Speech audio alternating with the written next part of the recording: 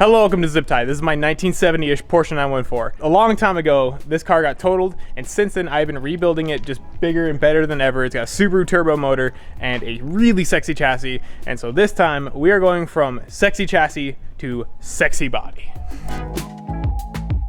Sexy body still needs some work, meaning I have to replace some rusted metal I cut away on the quarter panels. So, time to turn some cardboard into metal.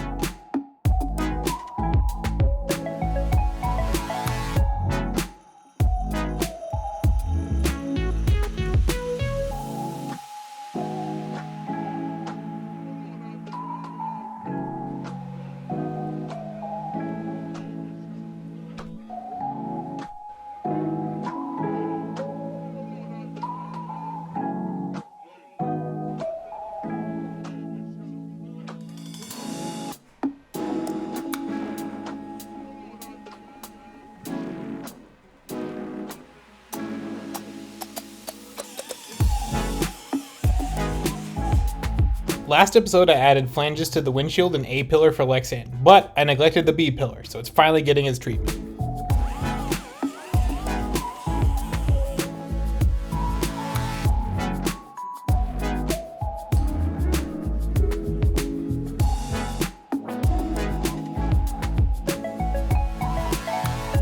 The last bit of welding needed on the body is the scallop strips for the rear wheel wells.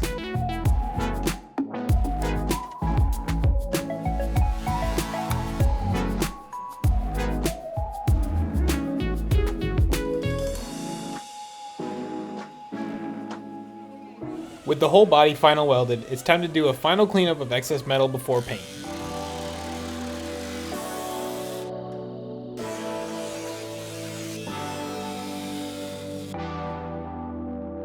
Before getting painted, the welds on the windshield and A and B pillars need to be ground smooth.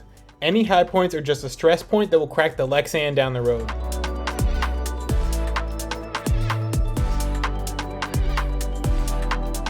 The inside of the body is getting painted with Steel-It Black. I really love the finish and color on this paint, and it seems pretty durable. Is it worth $30 a can though? I don't know, but I'm still buying it because I do like it.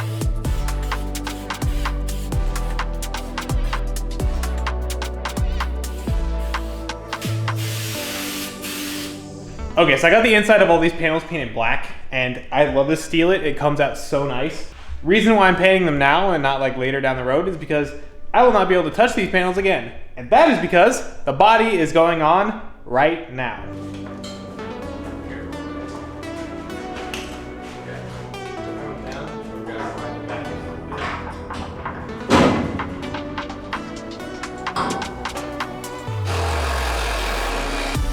With the body on for the final time, I can finally cut out the door frame reinforcement I've been cutting my pants on for years. I hated these things and I'm glad they're gone. Especially because it also means I can now install the doors. And I have to strip them out to get all the weight and the windows out that wouldn't fit anyway.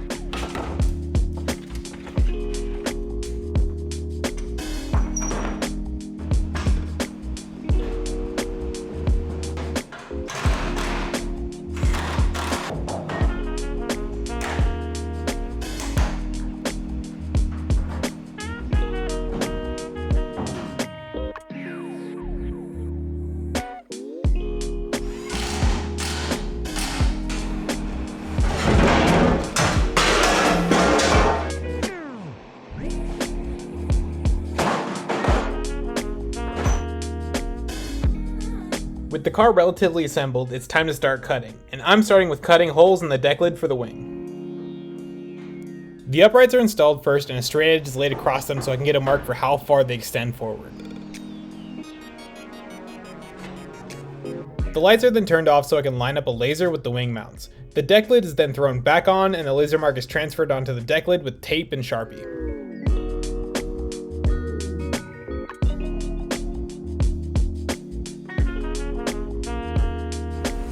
Now I can connect my forward marks up with tape and offset my laser lines slightly more than the width of the wing uprights, and voila, I have my cut lines.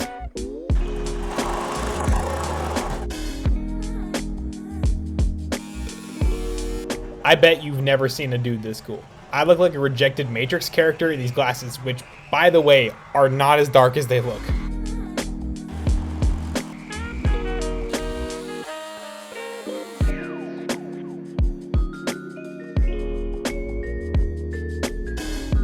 fitment is still tight, so I ran a Sharpie across the upright to get myself a nice straight line and some extra clearance.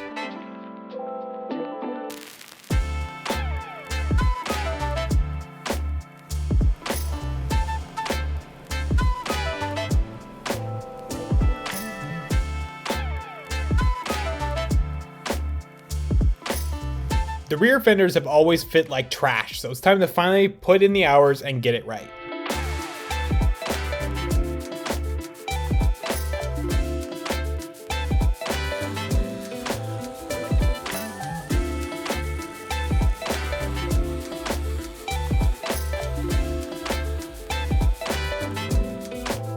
Just like the front fenders, it's advantageous to cut out the bottom half of the fender to evacuate air, and it also just looks super cool.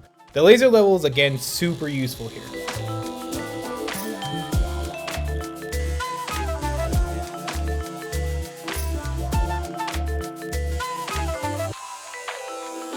Yeah.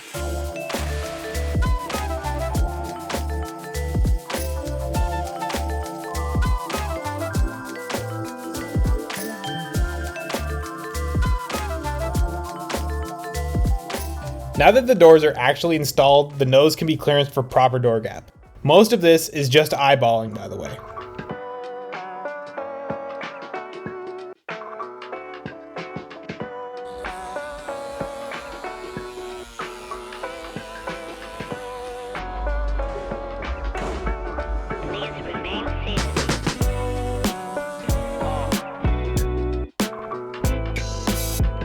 The door gaps will be good enough for now until I get the final doors on this thing, because I'm not going to stick with the steel ones, but like I said, good enough for now. Now the lifeblood of this car can be installed, the pop-up lights. These are going in for now just as good hood alignment and also good vibes.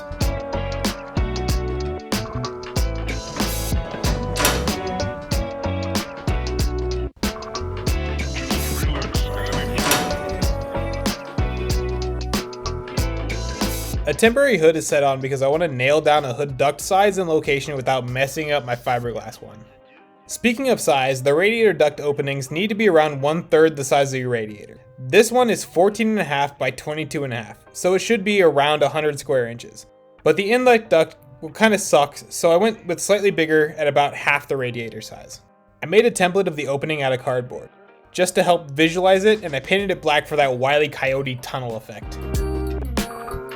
I tried a couple different placements, but settled on the middle option with the leading edge of the opening just behind the radiator. Generally, you want to place the opening at the lowest pressure point on your hood, but basically on my hood, the pressure is the same across the whole thing, so it didn't really matter.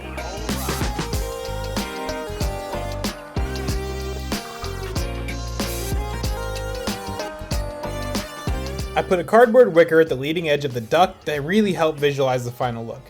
In a future episode, I'll go over why these are useful, but they are really cool.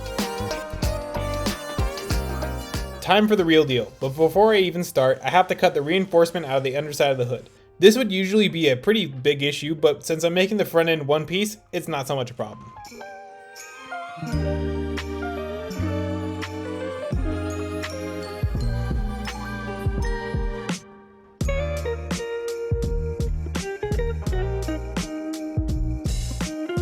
It took a little bit of fitting to get it right, but with the hood in place, some aluminum plates are used to firmly connect the two pieces together.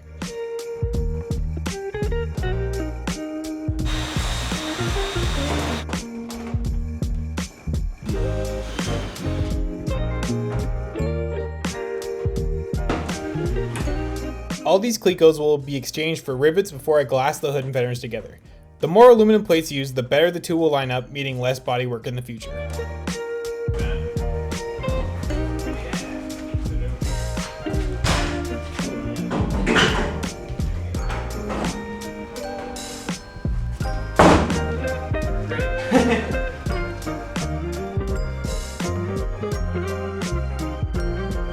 Now it's time to match the radiator duct onto the fiberglass hood.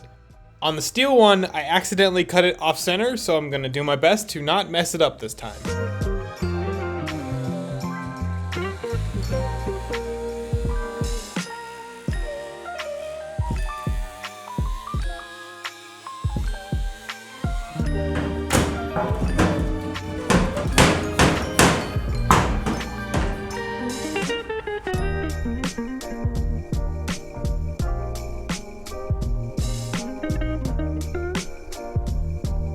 All right, so there's two more pieces that I want to add, or at least visualize before this episode's over to see kind of what this car's gonna look like. And one of them is right here.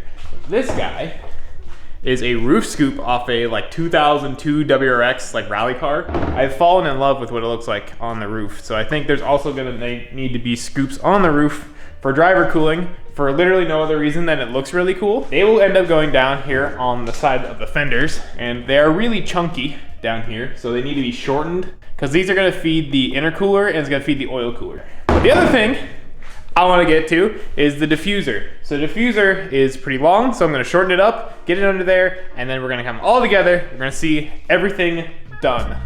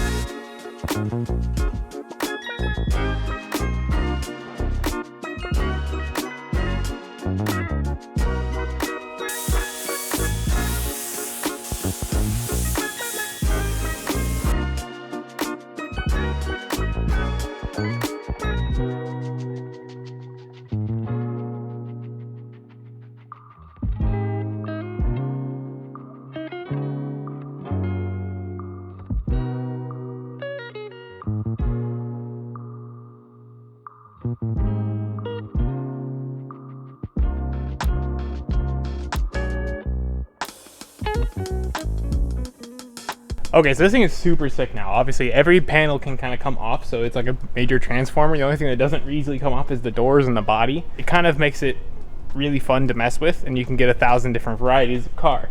My favorite, though, is always convertible with, you know, no roof on, even though I will say the roof scoop is very sick. Side pods here, obviously very chunky looking from the outside. And I don't really like the way that goes all the way to the tires, so that's gonna be hidden a lot more. Overall, this car is super sick, and I'm super happy with everything. So next episode, we're gonna start on composite stuff. The hood and fenders are gonna get glassed together, radiator scoops, and maybe even the side pod scoops too. Top of that, maybe a little bit of body work, just the start of it, because this thing needs a lot. So yeah, I'm super excited with how this thing looks.